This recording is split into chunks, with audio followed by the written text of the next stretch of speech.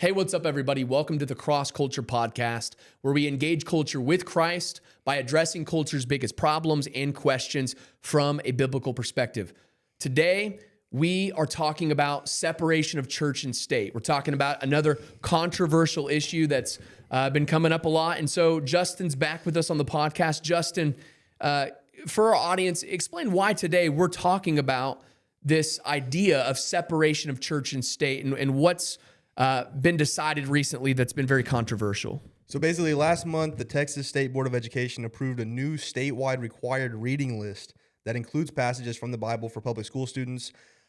This is actually an expansion beyond the optional Bible-infused curriculum that Texas approved in 2024. So basically, the Texas board voted to adopt a mandatory K through 12 reading list, so required for all students, all public school students. They'll be required to use it. It includes selections from the Bible and other historical works. And it says they're planning to phase this in around 2030, giving districts time to update their curriculums. Oh, so it's like they didn't instantly update the curriculum. Yeah. Okay.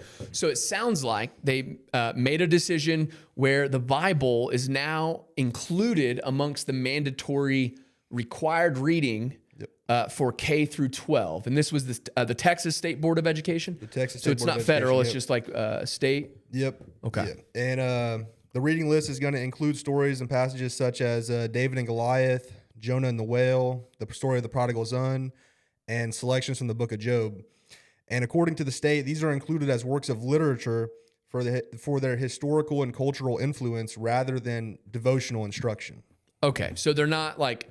Okay, so that's interesting. So a lot of people, and the reason we're talking about separation of church and state is because in light of this decision, there's been a lot of people who have said, hey, red flag here. Shouldn't there be a separation of church and state? Should the Bible be included in education? Should the Bible be required to be read in education? Or should the government decide that?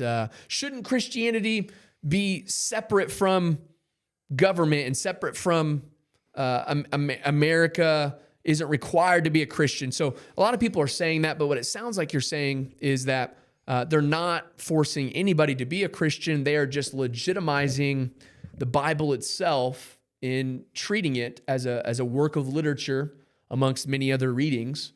So interesting. Yep. So when we think of separation of church and state, then let's pause before we talk about what it really means.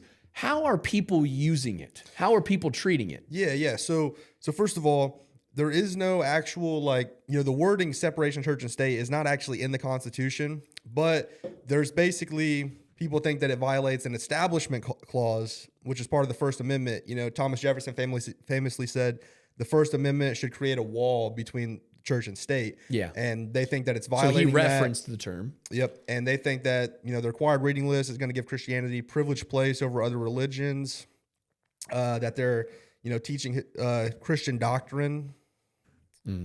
But yeah, the exact phrase, it actually does not appear in the Constitution. The principle primarily comes from the First Amendment, which says Congress shall make no law respecting an establishment of religion or prohibiting the free exercise thereof. So it's freedom. It's protecting the freedom of religion. Yep. Yeah, exactly. And the phrase "wall of separation between church and state" is famously used by Thomas Jefferson during his 1802 letter to the Danbury Baptist Association, where he described the First Amendment as building a wall between church and state. Yeah. So and so most people understand it to mean that they use it, separation of church and state, but the way they're saying it, it almost sounds like what they mean is separation of God from state. And what you're saying is that Thomas Jefferson, he wasn't even the one that started it. In fact, we'll talk about that here in a minute. But Jefferson penned it in an 1802 letter to the Danbury Baptists. And in the First Amendment, which protects the freedom of religion in American, in the American Constitution, he references it. But what he didn't mean by that was that God should be separated from America, or that God should be separated from legislation, or that the Bible can't be infused, integrated, included in education or in a legitimate day-to-day part of life. Yeah. So you're saying they overstretch the term to mean something it doesn't mean. Yeah, no, like obviously a lot of our government is, rooted in Christianity. It's, kids already say the Pledge of Allegiance every day at school. It's "In God We Trust" is on the back of all of our bills. One nation under God. Exactly. Yep. And so, and this really, it's not, it's not to, exactly like you said, it's not to separate God and state. It's to separate church and state. It is meant so that one religion does not take power and use governmental power to force that religion on everybody else. And nobody's forcing Christianity here. This is simply treating the Bible as it is, which is a historical document. It's a big part of our culture. Hey, as a Protestant, I am very glad for separation of church and state. That means I don't have to be a Catholic, right? I can be a Christian and be a Protestant. Yeah, what you're saying is that separation of church and state prevents one specific church entity from functioning as like a sectarian authority over society, right? Like the Catholic Church can't grow into power and then make ruling decisions for all America. Like you have to be a Catholic to be an American citizen. Like that's not what that's what it's preventing. It's keeping church out of government in the sense of its authority and its power, and it's keeping government out of church. It's keeping government from dictating what is being said. It ensures that the government can't control what we preach on Sundays. They can't control what hymns we sing or what our official doctrines are. So separation of church and state is amazing. So I would agree with people that we should embrace separation of church and state. I agree. Yeah, ultimately, separation, it protects the church from government control. Yes. Yeah, like it's actually, I think that it's good for Christianity. It prevents the government from controlling or corrupting our churches.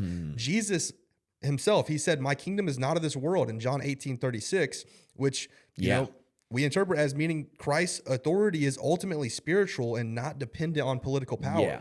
So we don't want the government getting into Christianity and getting into church and making the kingdom about some national kingdom. I mean, that was the problem with the disciples at the time of Jesus, is they thought that the Messiah was some national, physical, militant Messiah that would free them from their oppressors amongst society, that would reestablish the rule and reign of Israel as a nation. And yeah, we don't want government convoluting Christianity. Yeah. And I mean, we actually see this over all around the world today with like England having the Church of England. It's a the statewide church. Yeah. And even the early Christians, they lived under the Roman Empire and they were persecuted because they refused to worship the emperor. And some Christians, they see this as evidence that, government enforced religion can become dangerous. Yeah. A government that controls religion can turn faith into a political tool rather than sincere commitment. Yeah. And that's what Christianity is not. It's not a tool to be weaponized.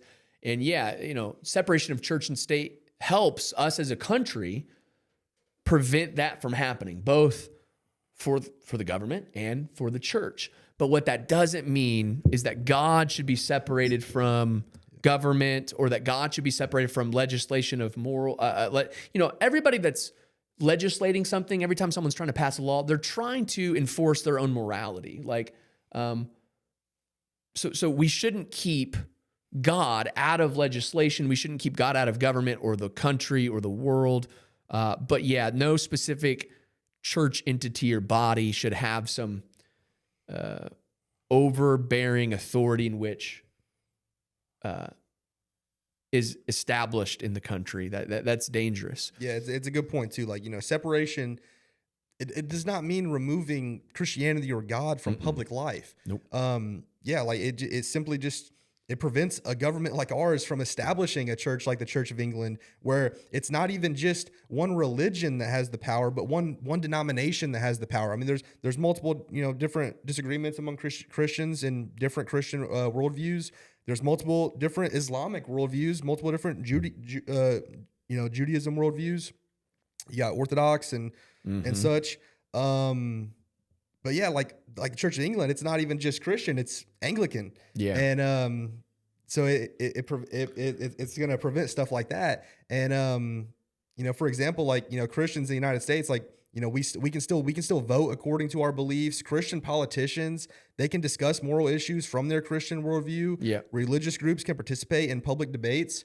We have the freedom to practice our religion, and we can we can run politically based on our religion. Like you can have someone running for a specific political office that presents Christianity like James Tallarico does. Yeah. And you can have someone running in a political office that presents Christianity in a more historical Orthodox view. Yeah. And both are perfectly still able to run, able to try to pursue election. And I think what we're highlighting here is that there should be a separation of church and state, yes, but not God from state. And in fact, I think it leads to the question of America being a Christian nation. Yeah. And obviously, America is not a Christian nation in the sense that it's infallible or that it's perfect or that its laws, when it was established, were all perfectly Christian. I mean, we don't even have laws now that are all perfectly Christian. We've never had a perfect amount of laws that are Christian. We've never had a president that's a perfect Christian. Not at all. But what that means is, by America being a Christian nation, is that it was founded on principles that could not be established apart from Christianity. It was established on a standard that Christianity presents within the Bible. Not that the people who established it are perfect.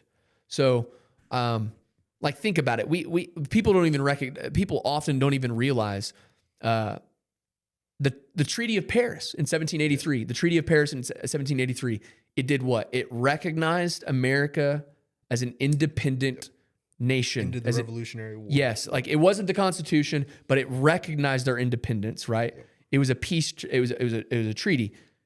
In that treaty, it says, in the name of the Holy Trinity. Yep. So, in the actual document that recognizes our independence as a nation, it recognizes the triune God, in which all of the morals, all of the beliefs, all the principles, all the values in which this country is trying to be established on could not exist apart from that God. So in a sense, separation of church and state, absolutely. But in the founding of America, although imperfect, although not by perfect people, although not with perfect laws, sought and strove for a world and a culture, a reality, a country in which derived from the perfect God.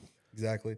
And even if you look at, Jefferson, the same man who, people coin as, the guy who strove for separation of church and state, the man who wrote our Declaration of Independence, the same man who put in the Declaration of Independence that all men are created free and equal and endowed by their creator. Thomas Jefferson, he was a theist. He wasn't a Christian, but he was a theist. And he recognized that separation of church and state is very different than separation of God and state. Yeah. And again, he didn't use separation of God and state because people then understood what was meant by separation of church and state. It very realistically kept church entities that are from having this overbearing power, but in no way, shape, or form would they have discluded Christianity, discluded the Bible from society, from government, from legislation, from everyday life, from education. It was entwined and infused, integrated in every aspect of life. In fact, we've even seen the Bible is often and frequently encouraged to be read in the White House, or not just by this administration. A lot of people have a problem with how Trump sometimes does that or welcomes in pastors, has the Bible. That's been happening in the White House for a long time. Presidents have had devotionals throughout the week. Presidents have often recognized the Bible as a legitimate literature in which they've included even in their in the White House. Yeah, and also this is something that Christianity actually supports. Christianity has historically supported limits on political power. Yeah, and Jesus in Matthew 22:21, he says, "Render to Caesar the things that are Caesar's, and to God the things that are God's." Yeah. So whether our government is making laws that support Christianity or making laws that are against Christianity, ultimately it doesn't really matter to the Christian. The Christian should first seek to find God, and we should use our freedom in America to vote from a Christian perspective. We should obviously, we should try to spread the gospel, and we should want our laws to reflect what we believe in. However, I believe like we shouldn't use laws to force Christianity upon people, but I would like to live in a country that Yeah. supports the Christian worldview and supports Christian morality. Yeah. Well, human rights would not exist at all without a God. Yeah. And so, at the end of the day, Christians should seek first the kingdom of God, the rule and reign of God, God's kingship, God's rule, God's power, God's authority, and all these things will be added to you. So in other words, I shouldn't conflate the kingdoms of this world or the kingdom of the nation I live in with the kingdom of God. I shouldn't bring government into church. I shouldn't bring politics into my Christianity to where I lose what it means to be a Christian in light of what it means to be an American. Because sometimes American culture can very easily conflate or contradict with what it means to be a Christian. So it's dangerous to not have a separation of church and state. Like I should keep Christianity, what the Bible says, and I should not let the kingdom of this world influence that, but at the same time, the kingdom of God, the rule and reign of God, which is Christianity itself, it's being in submission to Jesus. That should shape my politics. That should shape my citizenship as an American. I'm not an American citizen first. I'm a kingdom citizen first. But as a kingdom citizen who has wonderful rights to be able to vote, I shouldn't remove God from the equation when voting. I shouldn't remove God from the equation when trying to think of how can I honor God with my rights as an American citizen? Ultimately, I don't think this Texas decision violates the separation of church and state. When you look at it, the Bible is foundational to Western literature. It's a part of our American history, part of our traditions, and students already in school, they encounter biblical references in classic literature. When you look at, like classic literature, art, music, and historical documents. And so it is, biblical literacy is a part of a well-rounded education. And not just biblical literacy. Like I remember when I was a student in school here in Indiana, I learned about Islam, I learned about Judaism, we learned about Christianity, we learned about how all these religions started. Yeah, we learned about all the world religions. And this specific curriculum in Texas, it's teaching students about the Bible. It's not encouraging their religious belief. Yeah. It's legitimizing the Bible. Yeah. So basically to fight against this decision would you shouldn't come at it from the perspective of separation of church and state. You should come at it from the perspective of, hey, we shouldn't treat the Bible as a legitimate literature. We shouldn't treat the Bible as a legitimate historical document. That would be the argument, even though I don't think it's a fair argument. Yeah. But that would be what they should be saying. Mm-hmm. So let's kind of recap here. We're not saying that America has ever been a perfect nation. We're not saying that America has ever consistently lived up to its stated ideals, even though we do believe it was founded on ideals that are Christian. We do agree with separation of church and state, but we should look at what that really means and where it comes from. In fact, it was made by who? A Christian. A Christian. So I don't think that person meant separation of God from state or keep God out of the country. No, our founding fathers, they recognized, the power that politics had on culture and on their citizens. And when you look at like the founding fathers, like these are guys that experienced what this was like. That they experienced government established churches like the Church of England. That's where they came from. And citizens, they were taught to support the official church, and religious minorities in America, such as Baptists, Quakers, and Catholics, they faced discrimination and persecution in early America because of that. Yeah. And so when you look, when we were establishing ourselves as a country, they wanted to stop that from happening because there shouldn't be one religion that has more power over the others. There shouldn't be one denomination that has more power over the others. But ultimately, there's nothing wrong in educating children and educating the future of America on religions, on world religions, and especially Christianity, knowing that it has influenced our country so much, and it is a major part of our history and our culture. Yeah, we shouldn't limit how much we include Christianity or the Bible in culture, but we should put a limit on church entities having ruling power within a country. Yeah, that's a completely different conversation in which they wanted to prevent that through separation of church and state. Yeah.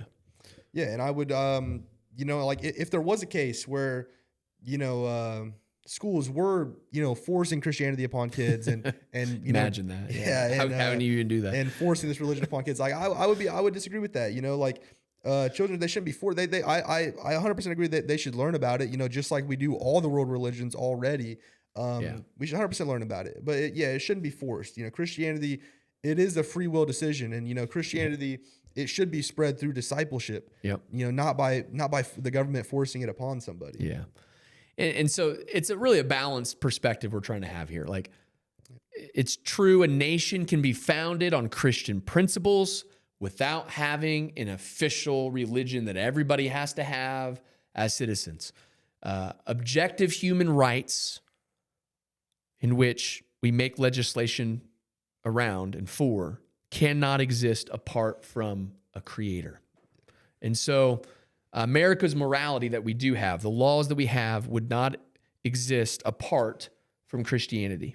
And so I want to encourage people to think about, does acknowledging a Christian influence advocate for a modern theocracy? I don't think it does.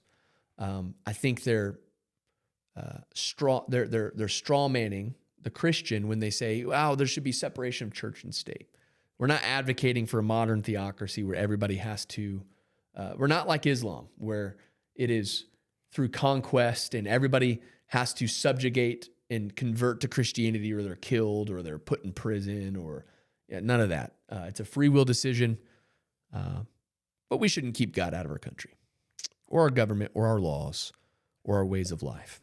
Anything else on this? Yeah, I'll just say, one of our founding fathers, James Madison, he said that the purpose of the separation between church and state is to keep forever from these shores of ceaseless strife that has soaked the soil of Europe in blood for centuries. And that was ultimately the goal context of separation of church and state, is when you do let, one religion force itself upon everybody else, that's when bad things happen. That's when wars happen. And that's when blood gets shed. And, we don't want something like that. We don't want stuff like that in America. We love the ability to be able to freely be Christians and, freely exercise our Christianity, just like I support people's freedom to be Muslims in America and their freedom to be Jewish in America. I don't think any of those religions should be forced upon people, but yeah, there's, surely no problem in learning about these religions and, even helping, kids to make a decision one day when they get older, when they learn about these religions. When they get a little bit older, they can probably, they can do the research for themselves and say, hey, which one of these religions actually has the most proof behind it, and what do I want to put my faith in? Yes. That's actually what I would say too, is like, yeah, if there's some law in Indiana that I could vote on, try to make the Bible and all the religions required reading so people can make a fair choice. They can make their own choice. Like, I believe in people getting all the information and coming to their own conclusion. And that's the confidence I think we can have in Christianity and knowing that it's true. So you can put all the world religions on the table and study them and actually make a decision as to which one you believe is true. So this is a good conversation. I think it's good to be able to understand what separation of church and state is, what it's not, and how this decision that the Texas State Board of Education made isn't in conflict or contradiction with separation of church and state. People having a problem with the president having the Bible read in the White House, that's not in disagreement of separation of church and state. What we're preventing is in the context of what they described as what happened in England, about how it was forced upon the people and blood was shed, and that's what we're preventing. So, anything else? Nope. This was a fun time. If you're watching this episode, thank you for watching. Surprisingly, majority of the people who watch our videos are not subscribed. So if you're still watching, please hit the subscribe button, like the video, and until next time, God bless.